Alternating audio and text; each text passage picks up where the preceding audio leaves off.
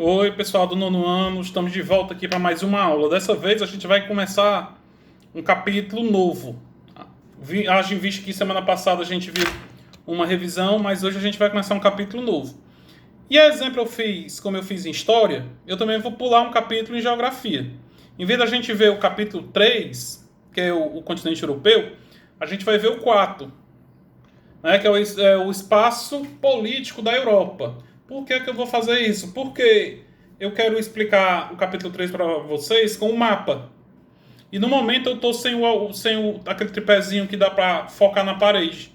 Né? Já fui ali ver se comprava, não encontrei, tudo fechado. Quando escreveu que segunda-feira eu já posso estar com eu gravar a aula que eu quero mostrar para vocês no mapa. Porque a gente vai falar de clima, de relevo, das penínsulas, e tem que ter o mapa para estar mostrando para vocês.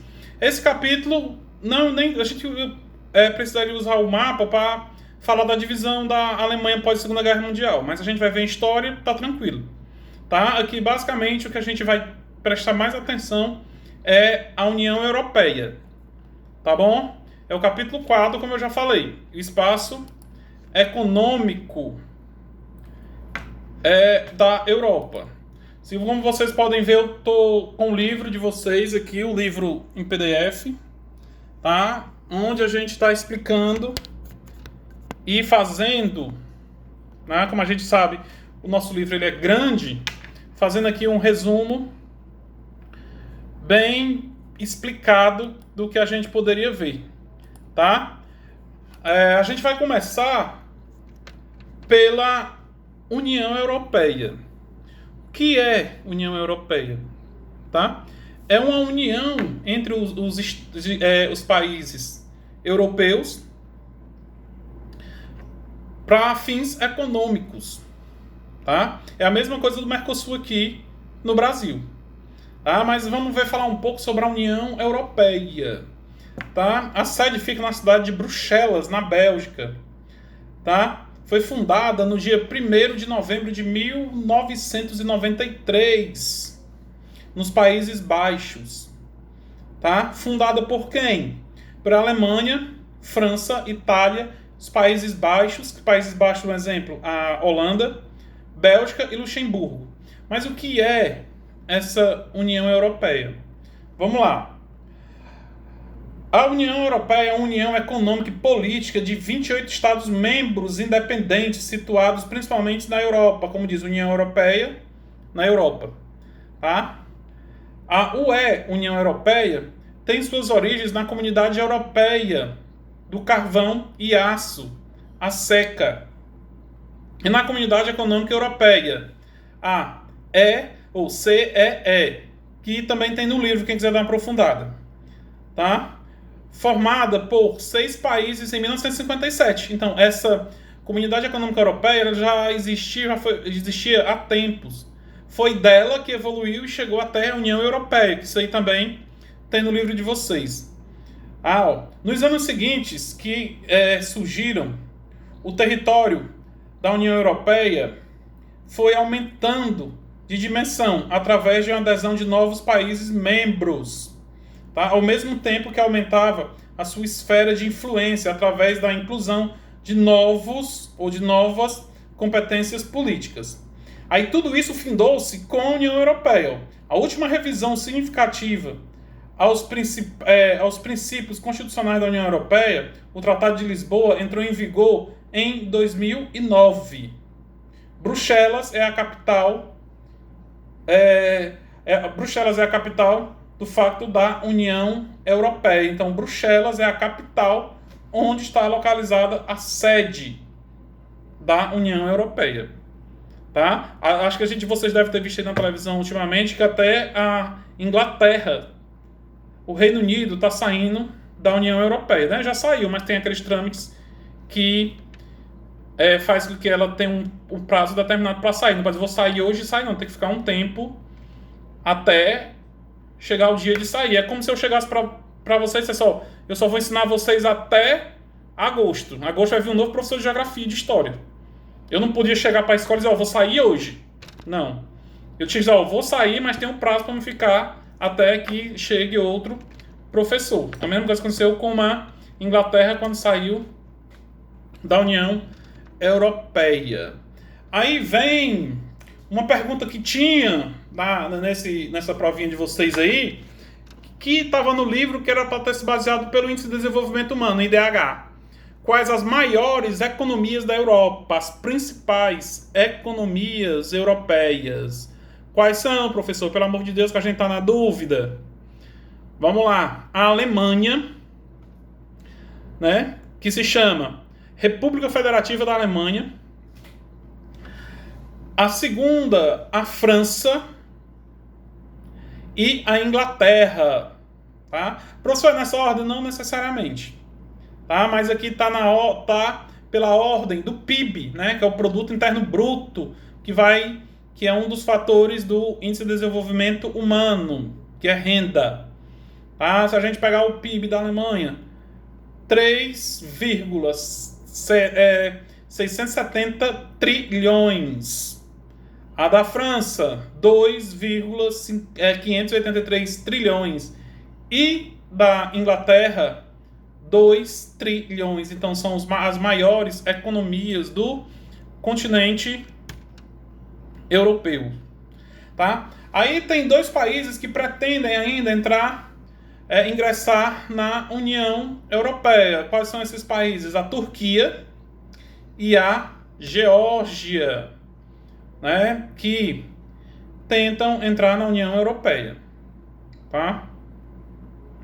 Agora vamos falar um pouco do nacionalismo basco, que gera conflitos, principalmente na Espanha, ou na Espanha próximo à França. O que seria isso? Seria povo brigando por um território. Como assim, professor? Vamos lá. Ó. O que é o nacionalismo basco? É uma ideologia política que visa promover a unidade e defesa da identidade política dos territórios bascos, divididos entre Espanha e França, como eu falei, ficando dentro da Espanha, com uma fronteira com a França.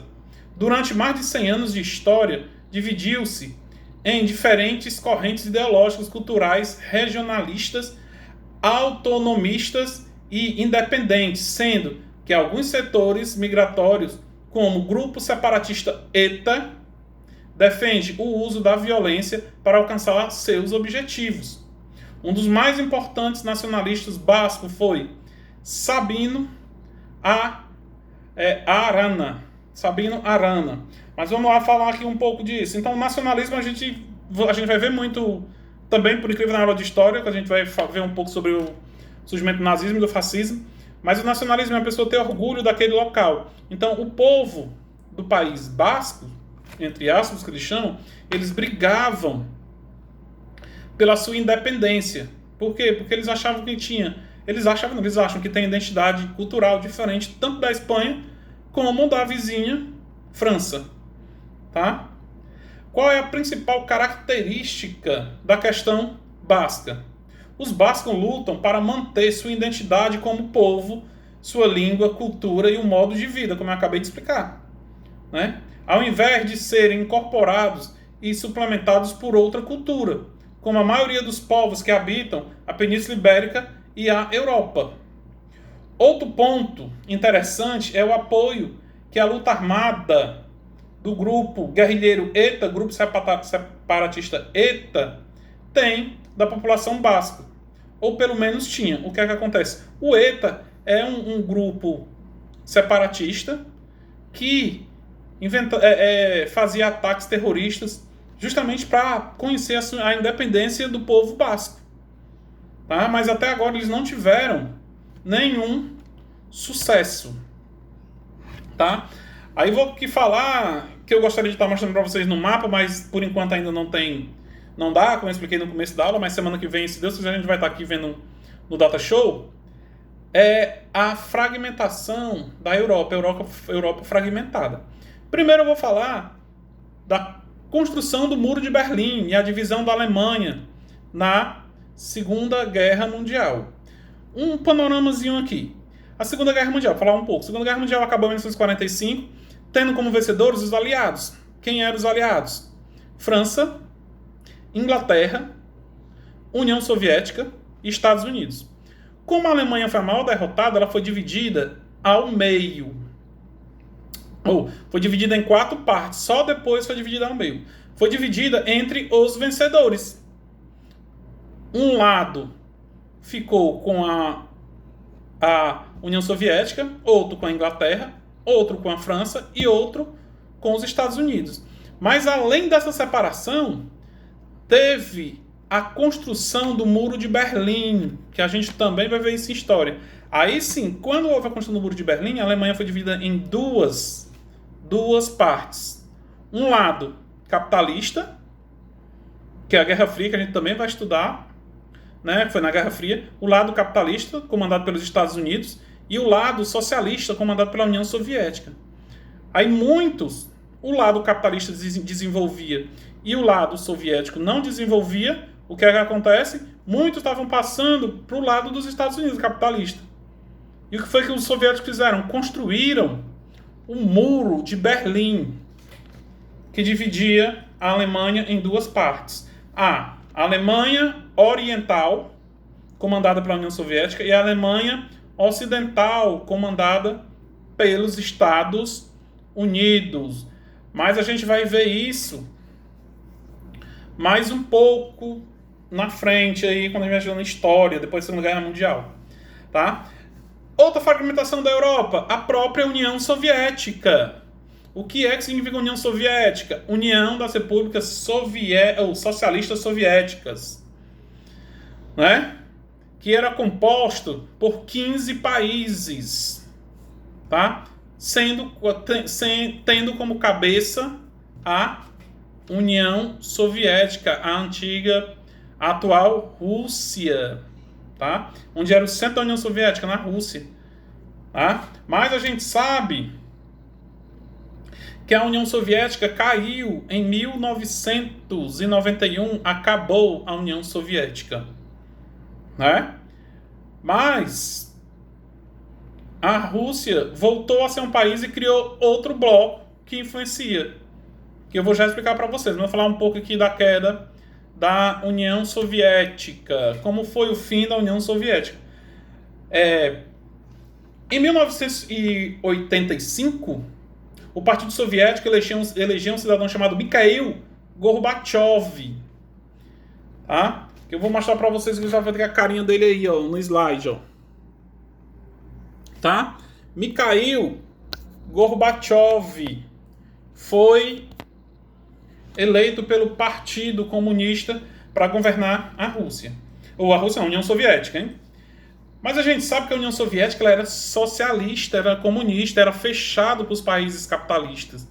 Jamais eles iam abrir para os países capitalistas. Mas tinha um porém.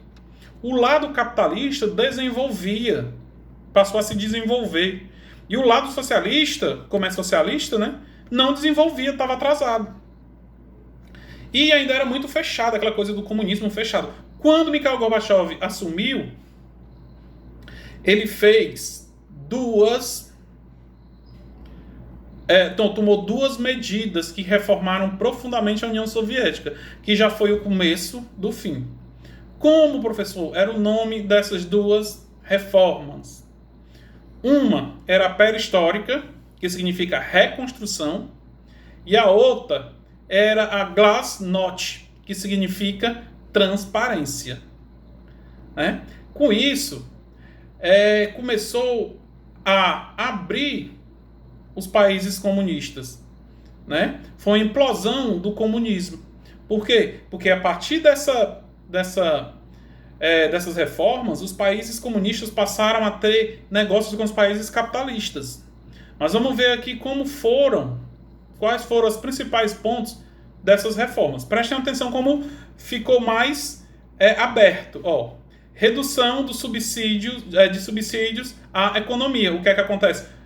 Aquele socialismo que tinha do governo se intrometendo dentro das empresas diminuiu. Tá? O fim do planejamento econômico estatal. Ó. A economia já não sofria mais interferência do Estado. A liberação do comércio exterior. Então, já poderia comercializar com outros países que não fossem da União Soviética. Então, dá para se entender o quê? Quem eram esses países? Se ele já negociava com toda a União Soviética que era comunista, negociava com os países capitalistas.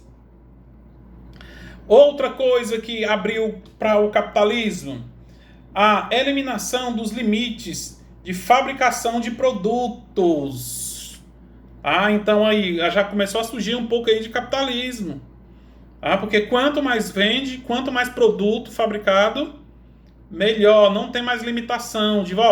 Se a gente só precisa, digamos, de 10 celulares por mês, acabou com isso. Pode fabricar quanto que quiser. Enquanto mais vendendo, mais lucro. Outra coisa, a autorização de importação de produtos estrangeiros. Quer dizer, produtos vindos dos países capitalistas, das multinacionais que a gente viu ano passado, no 8º ano, em geografia. Tá? E outra, a redução da fabricação de armamentos, que já não dava quase mais lucro. Tá? Então, todas essas reformas fez com que, no dia 25 de dezembro, Mikhail Gorbachev sofreu várias pressões de todos os locais. E o que foi que culminou? Ele, no dia 25 de dezembro de 1991, renunciou ao cargo de presidente da União Soviética, demonstrando assim o fracasso das reformas e o colapso da União Soviética. Né? Então, acaba a União Soviética. Mas os ex-integrantes da União Soviética formam uma comunidade que recebe influência diretamente da Rússia. Que comunidade é essa, professor? A Comunidade dos Estados Independentes, a CEI, né? Que implantou o modelo de representação política de acordo com a sua realidade. Então, a partir daí, já veio uma nova organização, uma nova comunidade, mas só que com o capitalismo também em foco, mas sempre recebendo influência da União ou da Rússia, né? Vamos lá um pouco da CEI. Nesse sentido, de fim da União Soviética, no dia 8 de dezembro de 1991 foi criada a Comunidade dos Estados Independentes, cujo o principal objetivo era estabelecer o sistema econômico de defesa entre as nações da extinta União Soviética. Né? Tem aqui um contrastezinho, mas depois eu explico para vocês. Tá? Aí, acabando a União Soviética, começa as fragmentações do território da União Soviética. Vamos ver lá, ó, fragmentação da Tchecoslováquia. Tá? Foi um processo histórico que pôs fim à antiga Tchecoslováquia e criou 2 novos países, a República Tcheca e a Eslováquia. Se dividiram. Tá? Quando não tinha mais a pressão do comunismo, eles foram e se dividiram. A partir do dia 1º de janeiro de 1993, um país que era só a Tchecoslováquia foi dividido em 2. Qual? A República Tcheca e a Eslováquia. Tá? E, para encerrar, tem a dissolução da Iugoslávia, que isso aqui eu quero que vocês dêem uma lidazinha no livro também. Tá bom? A Iugoslávia era como se fosse uma comunidade de países que foi criada após também a Segunda Guerra Mundial, que não estava dentro da União Soviética. Tá? Vamos aqui falar um pouco. Em novembro de 1945, foi abolida a monarquia sob a liderança da Liga Comunista da Eslovênia. A Eslováquia não, a Eslovênia, estava confundindo aqui. Tá? Os países eslavos da Eslovênia. Foi proclamada a República Popular da Iugoslávia. Depois disso, veio a proclamação da República da Iugoslávia, compreendendo as seguintes áreas. Olha, os estados que pertenciam à Iugoslávia. Tá? Vamos lá, quais eram? A Eslovênia, a Sérvia, a Croácia, Montenegro, Macedônia, Bósnia e Herzegovina, além das províncias de Kosovo e Vivônia. Voivodina. Nome estranho.